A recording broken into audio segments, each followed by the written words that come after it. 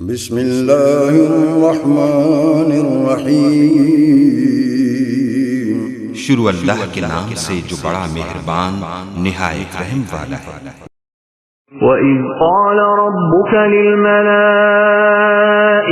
إِنِّي جَاعِلٌ فِي الْأَرْضِ خَلِيفَةً قَالُوا أَتَجْعَلُ فِيهَا مَن يُفْسِدُ فِيهَا وَيَسْفِكُ الدِّمَاءَ وَنَحْنُ نُسَبِّحُ بِحَمْدِكَ وَنُقَدِّسُ لَكَ قال إني أعلم ما لا تعلمون۔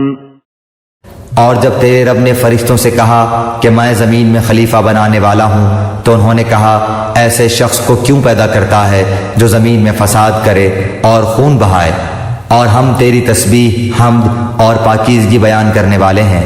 اللہ تعالیٰ نے فرمایا جو میں جانتا ہوں تم نہیں جانتے۔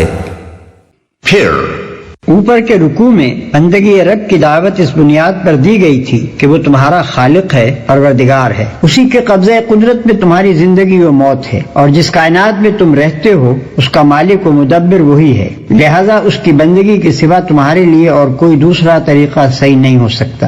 اب اس رکوع میں وہی دعوت اس بنیاد پر دی جا رہی ہے کہ اس دنیا میں تم کو خدا نے اپنا خلیفہ بنایا ہے۔ خلیفہ ہونے کی حیثیت سے تمہارا فرض صرف اتنا ہی نہیں ہے کہ اس کی بندگی کرو، بلکہ یہ بھی ہے کہ اس کی بھیجی ہوئی ہدایت کے مطابق کام کرو۔ اگر تم نے ایسا نہ کیا اور اپنے ازلی دشمن شیطان کے اشاروں پر چلے تو بدترین بغاوت کے مجرم ہوگے اور بدترین انجام دیکھو گے۔ اس سلسلے میں انسان کی حقیقت اور کائنات میں اس کی حیثیت ٹھیک ٹھیک بیان کر دی گئی ہے، اور نوع انسانی کی تاریخ کا وہ باب پیش کیا گیا ہے جس کے معلوم ہونے کا کوئی دوسرا ذریعہ انسان کو میسر نہیں ہے۔ اس بات سے جو اہم نتائج حاصل ہوتے ہیں وہ ان نتائج سے بہت زیادہ قیمتی ہیں جو زمین کی تہوں سے متفرق ہڈیاں نکال کر اور انہیں قیاس و تخمین سے ربط دے کر آدمی اخذ کرنے کی کوشش کرتا ہے۔ ذرا اس وقت کا تصور کرو جب تمہارے رب نے فرشتوں سے کہا تھا۔ ملک کے اصلی معنی عربی میں پیامبر کے ہیں، اسی کا لفظی ترجمہ فرستادہ یا فرشتہ ہے۔ یہ محض مجرد قوتیں نہیں ہیں جو تشخص نہ رکھتی ہوں، بلکہ یہ شخصیت رکھنے والی ہستیاں ہیں جن سے اللہ اپنی اس عظیم الشان سلطنت کی تدبیر و انتظام میں کام لیتا ہے۔ یوں سمجھنا چاہیے کہ یہ سلطنت الہی کے اہلکار ہیں جو اللہ کے احکام کو نافذ کرتے ہیں۔ جاہل لوگ انہیں غلطی سے خدائی میں حصے دار سمجھ بیٹھے، اور بعض نے انہیں خدا کا رشتہ دار سمجھا اور ان کو دیوتا بنا کر ان کی پرستش شروع کر دی۔ کہ میں زمین میں ایک خلیفہ بنانے والا ہوں۔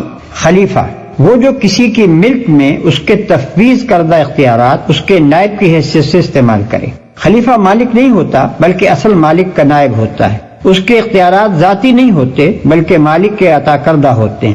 وہ اپنے منشا کے مطابق کام کرنے کا حق نہیں رکھتا بلکہ اس کا کام مالک کے منشا کو پورا کرنا ہوتا ہے۔ اگر وہ خود اپنے آپ کو مالک سمجھ بیٹھے اور تفویض کردہ اختیارات کو منمانے طریقے سے استعمال کرنے لگے، یا اصل مالک کے سوا کسی اور کو مالک تسلیم کر کے اس کے منشا کی پیروی اور اس کے احکام کی تعمیل کرنے لگے، تو یہ سب غداری اور بغاوت کے افعال ہوں گے اور خون ریزیاں کرے گا۔ یہ فرشتوں کا اعتراض نہ تھا بلکہ استفہام تھا۔ فرشتوں کی کیا مجال کہ خدا کی کسی تجویز پر اعتراض کریں؟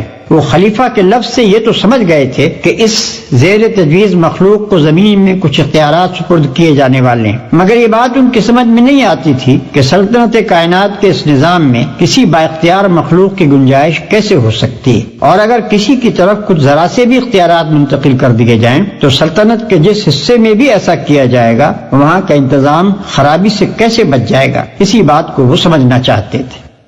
آپ کی حمد و ثنا کے ساتھ تسبیح اور آپ کے لیے تقدیس تو ہم کر ہی رہے ہیں۔